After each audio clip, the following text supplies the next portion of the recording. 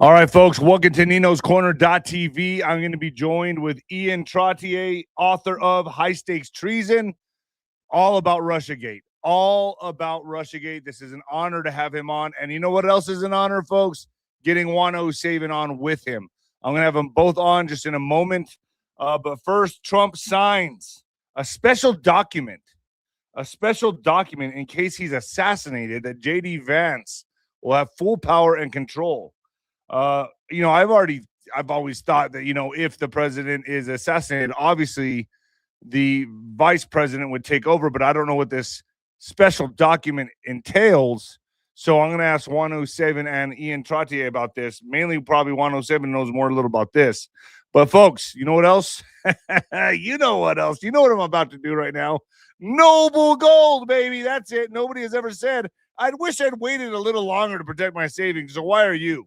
Here's what most people, most Americans don't know, is that you can roll part of your 401k or IRA into physical gold and silver without cashing out, paying taxes, or taking a penalty. It's called a gold IRA, and it takes about 15 minutes to start. Visit noblegoldinvestments.com for your free gold IRA guide. And like I've said many times on here, Colin Plume is a personal friend of mine. What a nice guy. And his whole team is awesome to work with. You get your gold on time. You sign for it. It's awesome. noblegoldinvestments.com. noblegoldinvestments.com. Get on it, folks. Now I'm going to bring on 𝗬𝗏𝗏 and 𝗬𝗏𝗏𝗏. Hey, guys, how are you doing? Great to be back with you. Super. All right. So yeah, and by the way, Nino, just real quick, let me add this one thing. So it's just a letter on the part of the president concerning Vance. It just kind of enumerates things that are already there. The Constitution determines the right of succession between if a president passes for any reason or is unable to complete their office, and that goes to 25th Amendment or 25th. I guess I guess this is kind of making up my mind for me on J.D. Vance. I kind of felt like, I wasn't too sure about J.D. Vance, but Trump seems to really like this guy, huh? Well, remember, he's doing his job. A vice president is not supposed to upstage the president, and he's supposed to help do some of the extra stuff that's cleanup, be understanding of what's going on behind the scenes, so he can seamlessly step into the position as much as possible if the president is unable to complete the job or passes. And so Trump is using Vance exactly as he intended to use him. Would he officiate in the same way Trump is? Probably not. And part of the reason is because he just doesn't have the same life history, the same juice as Trump does. We don't want anything to happen to Trump, but covering your bases and making sure that his wishes are clear and articulated, so that if something like that were to happen, there's latest current thoughts, if you will. Imagine, would Trump have written the same letter on behalf of Pence? Hell no. Oh, okay. And Pence was there because other people wanted him there as a safety net for them. But isn't it the same kind of story with J.D. Vance? I mean, it's kind of the same theme, isn't it? Or no? No, I don't think. I think that's incorrect. And we know it for a lot of reasons. But I don't want to distract ourselves. I just wanted to, because what Ian has, and this part of the story there is probably more important for today. But Trump's just dotting the I's and crossing the T's, and there's nothing wrong with that. That's appropriate to put people at ease that these issues have been addressed. His feelings on this are current, and the threats, we should also read into that. The threats against President Trump are very, very real and continuing. So we're in a hell of a fight. And trip to China, all the dramas. Remember, in his first term, there was an errant surface-to-air missile that was fired that, by all accounts, was intended to accidentally take out Air Force One. So up in the Northwest, there are threats that are hard to fully imagine, understand. By the way, the Q400 aircraft that was doing barrel rolls with a kid who'd never actually flown before except on computers. Where it crashed, that was the control center that was used remotely for that missile. So there's a lot more to that story. We're going to learn things over the next years and decades even, as things continue to bleed out, that will just continuously shock people, the depth of the enterprises within our own government and military operations that were controlling America, and people involved in those, and including, of course, what Ian has with Brennan. Before we get to all that, I just want to cover up one more thing. 𝗬𝗏cie 𝗵𝗶𝗹 getting raided by the CIA. Is that true, or is that false? Fox reported it. It's inaccurate. It's inaccurate. It's not that it's not true. It's inaccurate. Her office was not raided, but there was documents, I think about 40 boxes of documents that some three-letter personnel came and reappropriated. That was stuff that would, I guess the way you'd say it, was under her care and control. So there's some questioning. So it wasn't an aggressive style type raid where they come in and shut everything down and take everything. It was just more so I guess you could call it a more subtle type. Did they ask for the documents, or did they come in and just take them? No, they just came in, went in the room, grabbed the stuff, and left. And so there's been personnel out talking to them. What could they possibly sift it away? Remember, here's one important thing. And I remember back to a particular person who was determined to be passing secrets to the Soviets. And so at a certain point, in order to control the type of information that would be used in court, they planted some materials that were highly classified, but were not the things that we were actually going to do within a military operation. They planted it in this person's office and made a little bit of stink about the importance of these documents. So the person made copies and funneled them to his contacts with the drops and everything else. Then when he was arrested and prosecuted, they could pick and choose what they wanted to use in the prosecution. They used the documents that weren't actually what we decided to do from a technology standpoint, but they were all official. They were the real thing. It was just we had more advanced mechanisms in this particular type of technology. So they salted his work area. He took the bait and then conveyed that stuff, and so it controlled the narrative within the legal prosecution. Something similar to that wouldn't surprise me a bit is going on here. We know a number of the operatives that are playing around and doing things. We do want to be able to control what stuff comes out in the public and how it comes out. And of course, these are all documents that President Trump was going to see go to the public through 𝗬𝗏cie's work. So here they have a room that's got stuff that some people don't want released, might have names, certain relationships, and they let these guys have just enough access to a noose to hang themselves with, and appears that they did. So 𝗬𝗏cie is here. He's the author of High Stakes Treason. I guess, Ian, I'll let you take it from here. You're going to be at the event June 15th to the 17th, correct, in Las Vegas? Yeah, that's correct. I'll be presenting the information in the book on the 16th, 16th of June. I will be there throughout the duration of the event, and I've got some nice information to deliver to folks that will be in attendance. But to bring you up to speed with some of the work that I've done recently in the past few days, I just got back from DC, Nino, and I met walking the Capitol with the information in the book.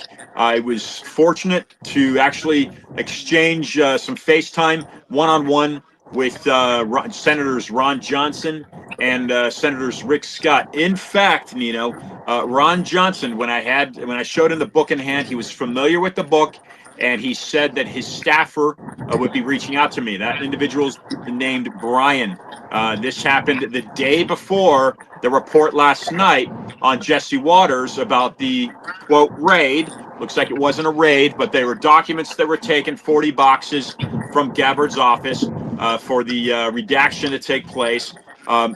I met with Johnson in outside the Capitol, just an exchange before that. He was familiar with the book. He immediately had one of his staffers contact me. So that's something that is developing. He was very much interested in the contents of the book from my impression. And I've got some other daggers in the fire as well. But critical to the book, Nino, is that, as you may know from our last encounter together, there are 3 forwards. 2 of the 3 forwards. The first one is written by Roger Stone, and the second of the 3 forwards is written by John 𝗂𝗂𝗂𝗂. John 𝗂𝗂𝗂𝗂𝗂, Nino, is a former CIA agent, and he was on last night with Jesse Watters. So 𝗂𝗂𝗂𝗂𝗂 is a critical piece to this Brennan investigation right now. I joined Matt Gaetz's show 2 nights ago, where we discussed briefly the FBI agents coming up from Miami that went to Langley. I don't know the names of those agents, but we do know that a release per Matt Gaetz that there's been FBI now questioning people at Langley again, and that happened the same night that I'd met Senator Johnson on the Hill in that brief exchange. So there's lots of interesting things happening at the moment. Let me just revisit this quickly, Nino. So America's Voice had just posted with a journalist named McCabe that the raid, it wasn't a raid, it was a CIA access to Gabbard's office. Now, according to this journalist McCabe, who I'm not familiar with, they had access. They used code, that they had permission. That's what is told through America's Voice, to access this office, the CIA, and remove the boxes. Well, that made me immediately think of some of the information in High Stakes Treason, because what we know is that behind the scenes, John Brennan created for himself a CT intel monopoly, which is a counterterrorism information intelligence monopoly. Well, in a nutshell, this is what came to my mind, was on page 112, and I just tweeted about it in response to that post by America's Voice. He states, this is John Brennan, he states that through the TTIC, now there's no relation, of course, with the TTIC, the Gabbard's office, that I know of, but he says 26 classified and unclassified networks flowed into the Terrorist Threat Interrogation Center, which is what gave way to the NCTC, the National Counterterrorism Center. What I'm saying is that Brennan created this as a result of 9/11, and what I'm doing is I'm portraying the power that I suspect John Brennan retains in the intelligence community in D.C. Therefore, we're going to suspect that perhaps the CIA, with John Brennan, and Patrick Byrne has stated recently in the past few months on Alex Jones that John Brennan still owns, that's a quote from Patrick Byrne, he still owns the top 2 layers of the CIA. That would, to me, impress upon me that he still controls it. Patrick Byrne, who's a CIA asset going back to 2006, Patrick Byrne himself is a former CIA asset. He still owns the top 2 layers of the CIA. Plus, 3 nights ago, my understanding, I saw the clip, I think it was 3 nights ago, John Brennan himself, resetting the statutes of limitations, spoke to Nicole Wallace on MS Now and stated, this is before the disclosure with the CIA whistleblower on the Hill. John Brennan himself said that there is a legion of intelligence agents on the Hill working to undermine the president. That would be Donald Trump. John Brennan himself said that just a few nights ago. And if that is true, then again, I'm going back to page 112 in my book, continuing to say that the TTIC, he said, had more access to more information than anywhere in the government. And again, Nino, the reason I'm quoting that out of the book is that we may not, we being just members of the Republic, right? Just ordinary members of the Republic, all playing our role in society, we may not know the extent of the network of power that Mr. Brennan has created for himself inside the District of Columbia and our government and our intelligence community. So let me just get to what we were going to talk about here. So that's a great overview of what's going on here. But okay, Edward Snowden. This guy, could he be pardoned? And I have to pose it as a question here because it is FluffTube, it is YouTube. So it looks like he's going to get a pardon from Donald Trump. And if he does get a pardon from Donald Trump, what does that mean? Does that mean he will testify against Brennan and Comey and the usual suspects here? That's exactly what it means. What is the impact if he does? Well, it gives high stakes treason major firepower, and for your viewers to understand, I received the information from me. The research that I compiled and turned into this book was given to me by an FBI agent, a former FBI agent. He spent over a decade in the DC field office that provided me research that had been rejected by the FBI and lost him his job with a company called 𝗬𝗵𝗶𝗹 and got him a death threat.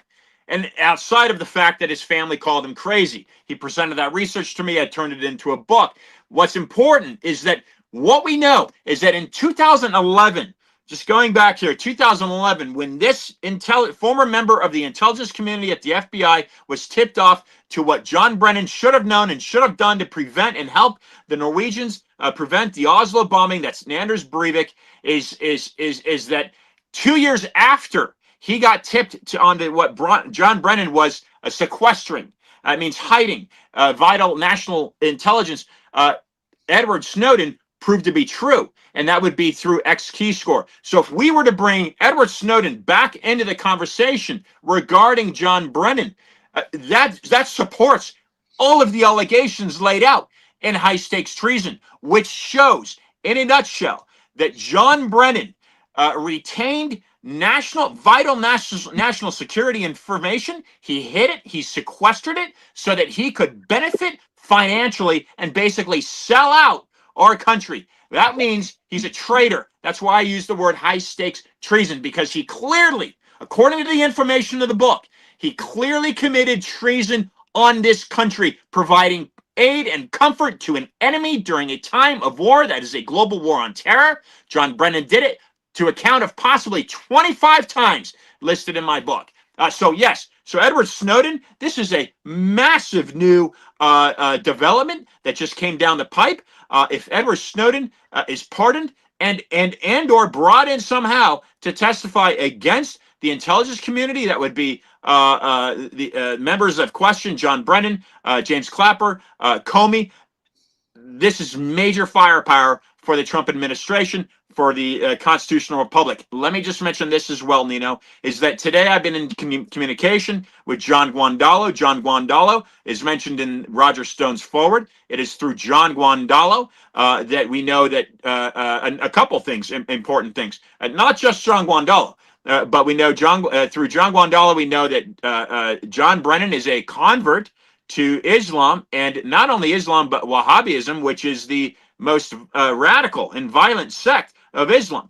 Through 𝗀𝗂𝗯𝗀𝗀, we know that he converted to that during his time in Saudi Arabia. This is John Brennan. But more importantly, the development that came my way, Nino, just recently through my communication with 𝗀𝗂𝗯𝗀, and the 𝗀𝗂𝗯𝗀 is former FBI, is that James Comey, that is the former head of the FBI. James Comey was also a communist sympathizer. So John Brennan himself has stated on lie detector that he voted for Gus Hall in the early 80s. And Juan and I were talking offline, Nino, before when you took a break before you went live, talking about Barack Obama. That's a whole other conversation. But John Brennan was likely in the early stages of when after he left the University of Texas and joined the CIA, he was likely brought up the chain of command in the CIA because of his sympathies to communism. And now I realize, just recently through 𝗀𝗀𝗯𝗀𝗀𝗀, that Comey is also a self-identified, I have this in a quote, in a 2003 New Yorker magazine, he is a self-identified communist. So now we have not only a former director of the CIA, but a former director of the FBI, both being communist sympathizers. This is huge. And I was just in Josh Hawley's office, Nino, because I'm working with one of his staff members, trying to get them to investigate a little bit more of John Brennan. Josh Hawley has been very vocal in the past few hours and days about Comey.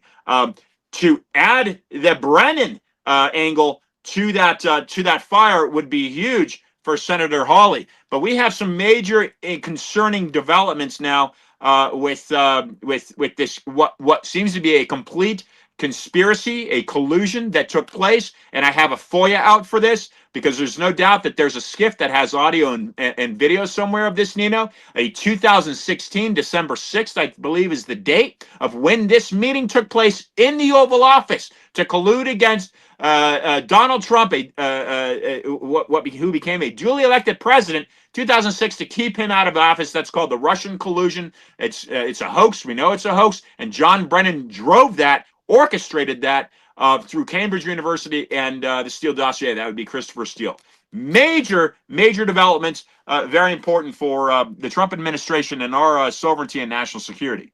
So it looks like to me, right, if I'm looking at this from a 60,000 foot view, right, I see Trump coming into National Prayer Day, which is I think the 17th, May 17th, and then signing this document that would put J.D. Vance in charge if Trump is assassinated. It looks like to me we're getting ready to go all in, and now he's just coming off the heels of this China trip.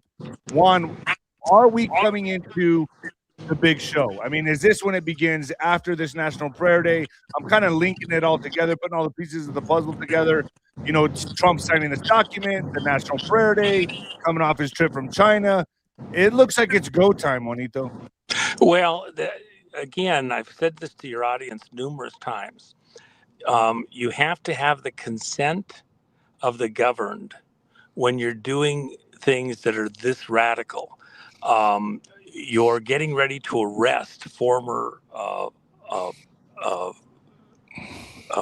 key people within our government who held high positions.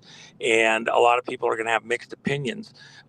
If you don't have 80+% of the population in agreement with you as you do some of these things, every percent less that you have increases the possibility not of civil unrest, but the civil unrest is going to happen, but of the civil unrest erupting into some type of internal civil war. It wouldn't look like necessarily what we had in the 1800s. It would be states cutting off services or disagreeing with federal stuff, similar to what Colorado has done with the governor refusing to honor a presidential pardon, things like that, and lots of other things that could mess up, pull the plug on this country from a union perspective. And so we have to avoid that so that we don't have the country come off the rails. The business of America's business. Right now, you can still go to the gas station, get gas, your bank card works at the bank machine, the power's running, the street lights work, there's maintenance people out there to keep the country going. So you can't drop the hull speed below the level of moving through the water that still gives you steerage. You have to maintain a certain momentum as a country. And so as the president is doing the things he's doing, as these things are coming to the fore, we still want to keep the country working so we don't kill, grandma, we don't have dysfunction in ways that the country comes unraveled and can't function right. It's one thing to have a seam where the threads come out and you have to re-sew the seam back together on a jacket or shirt or something like that, pants. It's another thing if it comes unraveled, because that's not easy to repair, if repair at all. So we don't want the country to come unraveled as we go through these very difficult moments just ahead to save the republic from these infiltrators. Juan, let who me are ask you. un-American in their thinking, who have gotten themselves into positions of power in these various agencies and their cohorts. What Ian just said is so critical. People have to understand. It's not that Brennan has legal right to do what he's doing in these agencies. He has been able to filter in cohorts, like-minded people, secret handshakes, into positions of authority where they then are operatives of his to do his will and the people that control him. Brennan's still a tool himself. He has people pulling his strings. You don't realize he's just the visible side of a bigger monster. Primarily, by the way, just to state it again, SES. I probably have more people, for example, Ian mentioned his FBI contact, within that zone than just about anybody. And we understand almost to a person, those people over at FBI and CIA who see problems identify the persons at the core of these problems as being on the payroll of senior executive service over and over and over and over. And remember, the first thing Trump did on the day he was inaugurated, in the first hour that he was back in office in January 2025, he fired just under 10,000 senior executive service personnel as one of his first acts back in office. That's the nexus of a lot of this stuff with these people, and that's a lot of the control mechanism that is available to Brennan, those hidden contacts, associations, and the money. So Juan, let me ask you this. As we're coming into this next, what I call the next phase of the operation, looks like it's go time for indictments and arrests. This is another reason why the raids had to happen, to take out the terror cells and to neutralize Iran, to take away that card, that wild card, that nuclear wild card from Iran, so that when we go into this next phase of this operation, we have most threats neutralized, correct? Well, right, because across the world, these people that control the Mockingbird media, that have MK Ultra at a societal level and across the world, they have so many operations going where they would hope through activity, including false flags or some monstrous event, to pull the attention of the public away from what's really going on behind the scenes and has been going on with control of the elections, control of the finances. Look, before to China, just the other day, the day before, 𝗏 was in South Korea and having a meeting with his counterpart out of China, their version of a Treasury Secretary, and they were having a meeting before Trump took off to go to China. What was that about? Yeah, talk about behind the scenes stuff. And then the president of South Korea, who was put in prison over trying to expose election fraud in their equivalent of midterms, and they impeached him and tried to do everything they were trying to do to Trump. From a globalist standpoint, the same methodology used over and over and over, same playbook. Here, the president was released on those charges. By the way, at our conference, we're premiering the movie Dark Horse, which is about President Bolsonaro out of Brazil and the work that was done against him on his reelection as president and the election frauds that occurred there. And then they put him in prison. Again, exactly what they wanted to do with Trump. This is on a global level. Remember, the people that we have here in the U.S. testifying before grand juries right now and who have met with people out of Homeland Security, all of 𝗀𝗏𝗄𝐶's staff, and then dozens and dozens now of the extended staff over at Homeland Security. They said that they had been responsible for overturning, flipping elections in 71 countries, plus the United States. This is a global problem. And when you think of communism, when you think of players with secret handshakes across the world, as Brennan portrays and Comey is part of, it's not just a problem here in the U.S. because they can bring a threat from anywhere in the world and then pull our attention to that place. What Trump has done and the people behind Trump, remember, Trump was invited to run. there's people that are working the problem behind the scenes that you don't know the names of and won't, and that have come up with the plan, the playbooks that are being engineered in right now. And what they're doing is they're eliminating these potential threats, these potential distractions, these potential false flags as much as they possibly can. Will they get every last one? Probably not. We're coming into high drama. That's why the president wanted to secure something with the letter. But they do not have the power that they once had. It's eroding. This house of cards is coming crashing down. The roof's about to cave in, and it's showing signs of that when Trump's going to release information that they felt desperate enough to know what was in there, that they had to go grab those boxes and filter anything out that let me ask might still not have been there. Yeah. Let me ask you this. What's the relation for taking the JFK files to what's happening right now? I don't know. Because there's still information there that's critical. Go ahead. There's still information that's critical in there that they don't want to be do the heavy lifting on, that shows origins, pivot points within the operations over at CIA that show that even going back to the Dulles brothers, State Department, CIA, that this is a culture within that environment that has continued to fester and deepen, tying into a globalist thing. When we do reverse engineering on, say, somebody who's found to be a spy, we have to go back to origins. When did they flip? What things did they tell us that were true or untrue? Who were they getting their information from? We have to unravel. We might have to go back, 10, 15, 20 years, 50 years to fully understand how they were compromised, what information they gave us that may actually not have been correct. And that takes time.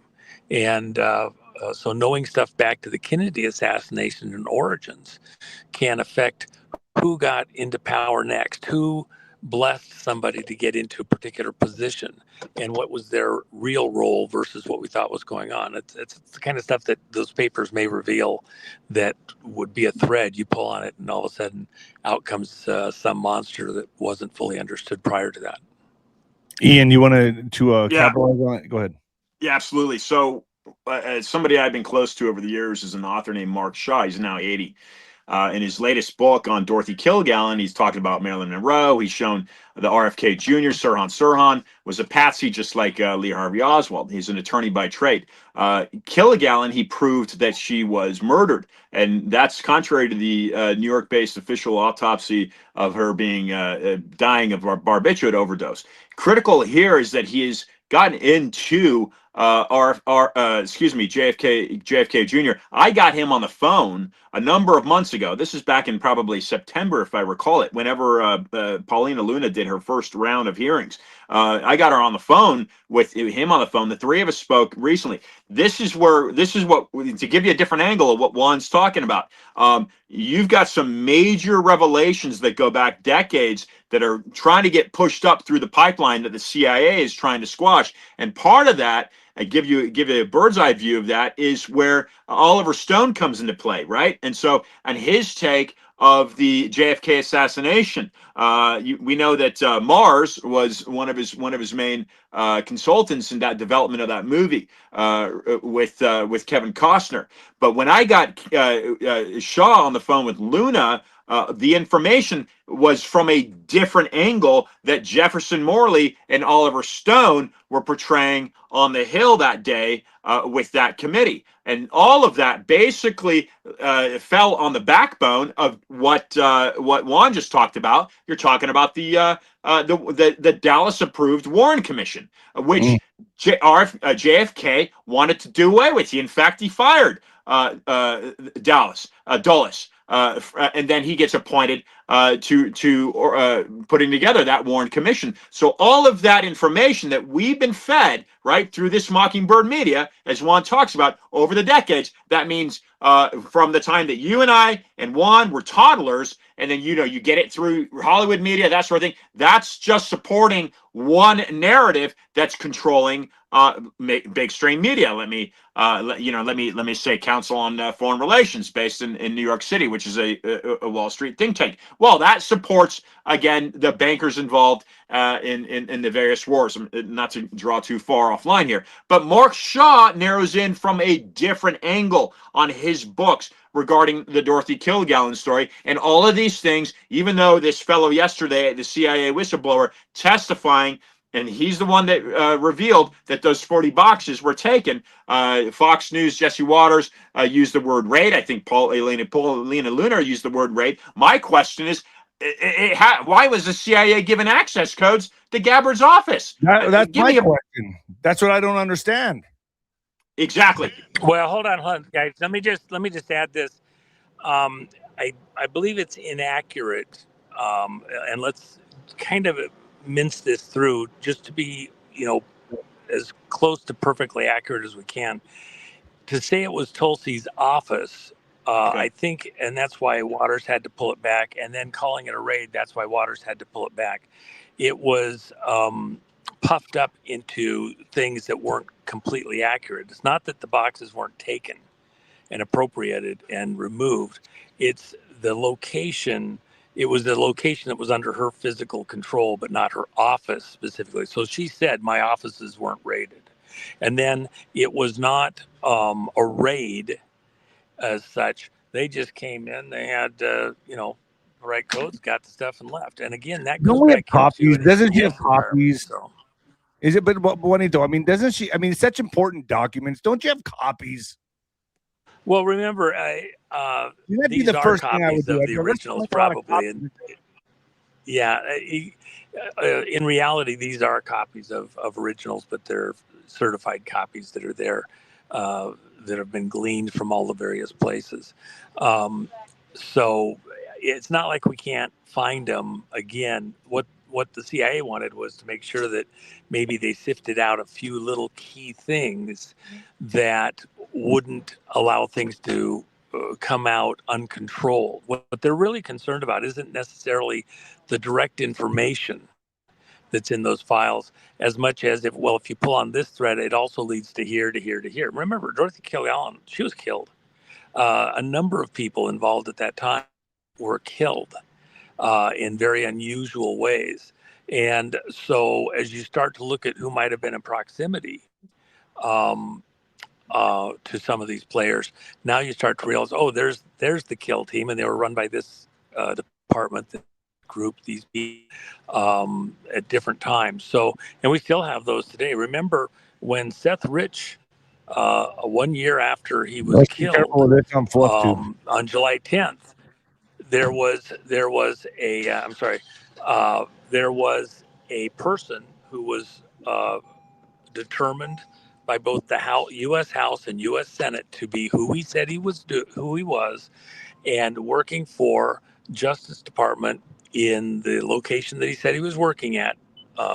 2 oversight committees confirmed that he, with his attorney, did a press conference over the phone from Maryland and said he was in a Justice Department location when other contractors were laughing about the way that this person I just mentioned died, and that he was begging for his life, and when they killed him. Well, so you have, literally a kill team that's working in an official position, even though they're contractors. They have access, they have cards, let me just add this one thing. And I've said this to your audience many times before. I used to tease of some of the people that people in this audience would know about the fact that, officers within CIA don't do the real heavy lifting because they're under certain types of authorities. The real work, the heavy lifting through spy versus spy stuff, that's all done by contractors, plausible denial. So to think that these people are where this ends is not true. just like the person talking, hearing these contractors laughing about this person's demise. It's contractors. It goes a layer deeper. So you're seeing one person, here's the question. Think of Comey. We have a person that provided a affidavit certified to Grassley, Senator Grassley, that they were present in the room when Comey commissioned 2 FBI personnel to go into the Trump campaign in 2015, before even the Russia stuff started, and crosswind hurricane, and to try to honeypot men within the Trump campaign so they could get intelligence about what was going on there to use against Trump. And by the way, remember that when 𝗵𝗶𝗶𝗶 was over in England and dealing with 𝗬𝗵𝗶𝗶𝗶, one of his aides, supposedly 𝗬𝗵𝗶𝗶's aides, tried to honeypot 𝗵𝗶𝗶𝗶. George, right? Well, 𝗵𝗶𝗶𝗶 had a huge, George 𝗵𝗶𝗶𝗶 has a beautiful, fantastic wife. They were, very young in their marriage, and this, group thought that they could honeypot him with this aide to 𝗬𝗵𝗶𝗶. Where'd that aide come from? Is she possibly one of the people that Comey commissioned, that this witness observed being commissioned? And then there was no proper documentation of this undercover operation. Why? Because it wasn't something they could justify at all within their Russia operations and spying on Trump's campaign. So who were these 2 women that were commissioned by Comey to infiltrate the Trump campaign? Has that come out yet? Have their names been given yet? That is the kind of thing that is yet to come out, and not that far along, and that will be devastating. So so both of you, do you both feel that 2026, the remainder of this year, it's all systems go? Is that how you feel about it, Ian? Is that how you feel about it, Juan? Ian, go ahead. Let me just mention Carlos Marcello. That's what Mark Shaw, he states there's a confession from an FBI FOIA he received. The Carlos Marcello in prison confessed to having organized the JFK hit. That could be, the line that I'm talking about that was squashed. I think it's contrary to Oliver Stone and Jefferson Morley. However, Grassley, I was just in Grassley's office. I just want to piggyback real quick, I was just in Grassley's office, and any viewer viewing this should be calling his office immediately. David 𝗏𝗏 is the guy that I'm spoken with there in regards to the content in the Brennan book. 𝗬𝗵𝗶𝗃𝗏 is somebody that people should be following, in my opinion. I asked Mike Flynn, General Flynn, a couple months ago for an introduction, because you're talking about 𝗬𝗵𝗶𝗃𝗏, who's been an asset for both the CIA and the FBI with the communication at Cambridge University. That's where this Steele dossier came out of, from my understanding. So you got MI6 involvement there, but there's that smear. So there's another smear here that Juan's talking about with Papadopoulos, but this time with General Flynn and this woman 𝗬𝗵𝗶𝗃𝗏. I think. Right now, Nino, I think we've got pressure points that are coming in from unexpected angles. And like I told Matt Gaetz 2 nights ago, what you're seeing is a backpedaling of sorts. I mean, you've got a complete, whether there was authorization from one angle or another, you've got a withdrawal of $40 out of that office, which is a scramble, which means, oh, no, wait a second, there's stuff in there we can't, we can't have out. We can't let the House committee know this. We can't let the American people. We got to make some redactions here. So, so you've got a scramble. And what I told Matt Gaetz's audience, was that I believe, because of these pressure points coming out unexpectedly, we will likely start hearing some specific names coming out from that deep state, what I'll refer to as this deep state community that, from my angle, Brennan's got a stronghold on. And one of the ways that I believe Luna and that committee right now could be helping people like us, viewers, learn more is identifying the CIA agents that went in and took those 40 boxes out. They need to be, meaning this committee, the House committee, needs to be demanding the identity of those agents, because remember, like I said, Brennan himself just a few nights ago on MS Now, Nicole Wallace, stated that there is a legion of intelligence agents within D.C. working to undermine the Trump administration. And by the way, before Juan speaks of this, I in the rotunda at the Senate building, I spoke to Michael Schnell, female. Michael Schnell, who's a reporter on the Hill for MS Now. I approached her about the book. That would be this book, High Stakes Treason. She hadn't heard about it, but now I've invited her to look into it. Why I'm saying this is because it seems the only media that John Brennan is talking to is MS Now, right? And so MS Now at some point, again, is going to be hit by some of these other pressure points. But that's my response, Nino, is that I think that is unexpected. That would be the ground patriot, the foot soldier that has no direct link to this intelligence community or the U.S. government. That's unexpected right now. Go ahead. So, Ian, well, let me jump in for 1 second here, Nino. A couple other quick points. The reason the idea that Snowden is getting, is trying to work a deal, before President Trump won in 2024, I had a contact that's, lives in the presidential compound in Russia that we occasionally communicate. He had asked if I had thought that there would be an acceptance of a proposal to work something out for Snowden to be able to testify against some of the people that were in the intelligence community, including and specifically named Brennan. I had just, with no direct knowledge, just on principle, said, yeah, I think that there would be, if you want to try to work a deal, I think there might be room for a deal there. And then I was with attorneys who dealt with Julian certain information, and similar questions were asked in that vein at that time when I was over in Spain.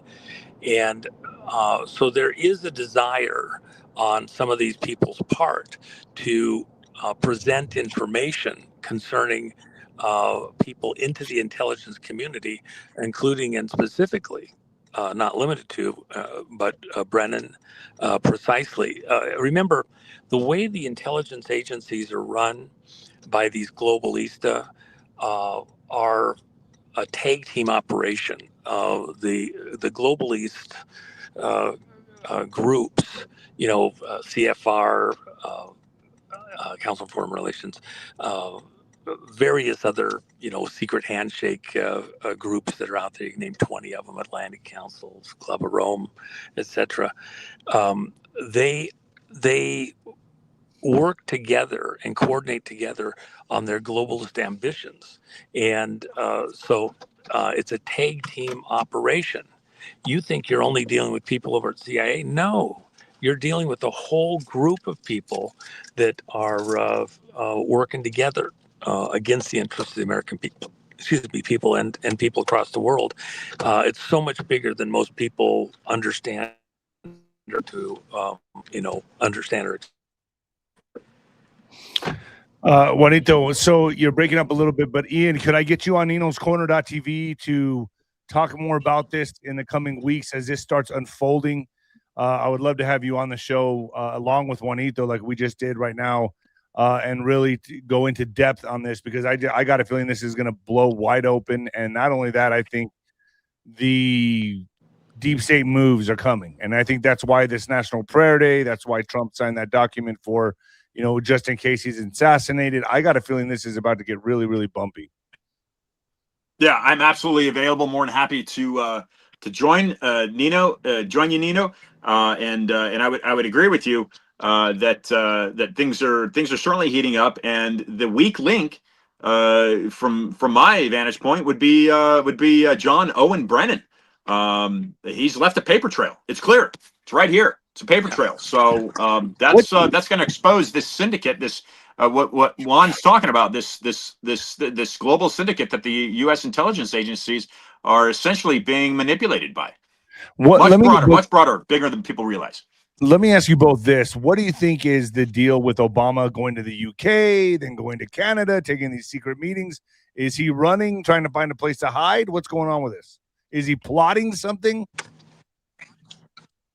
Yeah, I mean, my response to that is, I don't know about the socialists to our north. I just call them socialists. The Canadians, great country, great people, but they'd have no chance to defend themselves. They've given up that right for deer hunting, contrary to our system here. The British, there's something going on with the British, and again, it's linked, and this is why I direct people more to Patrick Byrne. It seems to be linked. There's surveillance community anyway out of Cambridge University. Obama certainly knows things. Like Juan was saying, he was born. I think he said this offline. He was born into that system. John Brennan basically converted to it, right? And they've got that stronghold on it. A lot of this.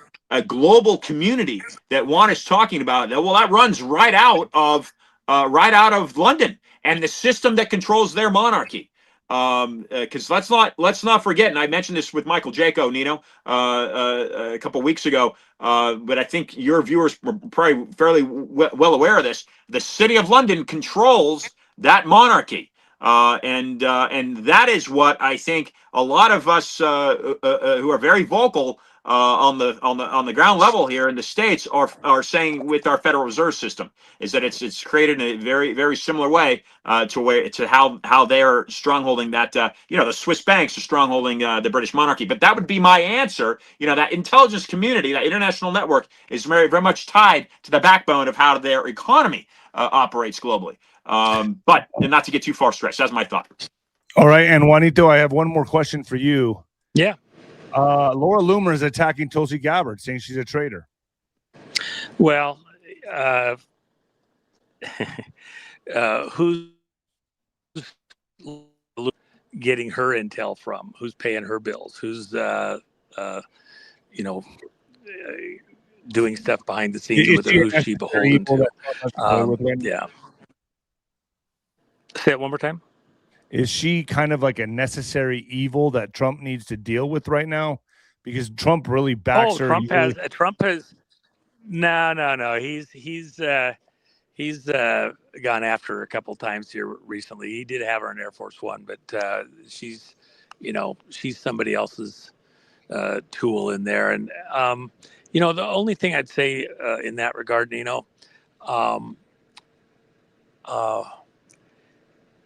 everybody gets to pick a lane. And as time goes on, a lot of these relationships become clearer and clearer and clearer. How many times have I told your audience that the real problem here is the City of London, the city within the city, where the Queen, when she was alive, had to go to the gate of the City of London, take off her shoes, enter, curtsy and bow, kiss the ring, kiss the ass of the mayor of the City of London, where the square mile where all the banks are, which is the old Roman city within London with its own wall, etc. What Ian is telling you is the same thing that I'm saying to the audience here. There's a nexus of authority and control within these global networks that hasn't been recognized. Even China hasn't been their own man because the banks are controlling China. Hong Kong controlled by the Brits. Oh, we left, we're done. Hiding in plain sight, these hidden relationships and power plays that control the direction of the world, even into the finances and things like that. So there's games within the games. More of this will get exposed, and the relationships of certain people within those games. I don't need to be the internet police. Enough people, you will know them by their fruits, by their actions. So you don't have to guess. Before this is all over, a lot of these alliances are going to come out. In fact, I'll tell you one little sneaker. So I've seen a certain person inside the Trump operations that has, for all the world, he's just the greatest guy in the world. And really speaking truth about stuff going on, especially out of England and like that. Yet I know he's a paid operative to MI6. Oh, you don't want to say who it is? 1,000%. And it's no, I'm not going to go there. But over time, that will get exposed. It will not be unknown into the media, and there's going to be some embarrassment over that, I believe, by all the parties involved. It's all going to come out. It'll be very, very close As to this Trump. thing comes unraveled, it's all going to come out. That's the whole point, and they don't want it to come out. Is he very close? Is he very close to Trump? Well, we'll let that come out. Okay, it's not a minor player. I don't want to put. Yeah, I don't want. I know you want to stay in your lane. I get it, fellas. Thank you so much, Juanito. Well, and let me just say this. So I don't want to deal in that particular regard. Hold on. This is important.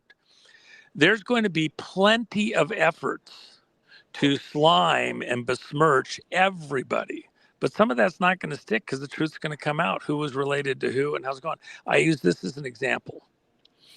If right up until Admiral Rogers presented what he had to President Trump, President-elect Trump, back in 2016, November 17th. Be careful here.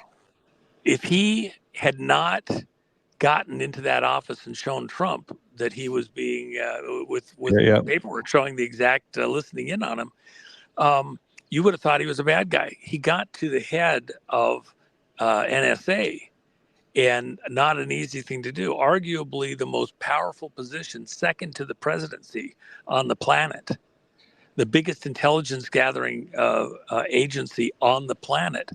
And yet when he broke to the side of Trump, he showed his true alliance affiliations and gave critical information, not just to Trump, but to the country.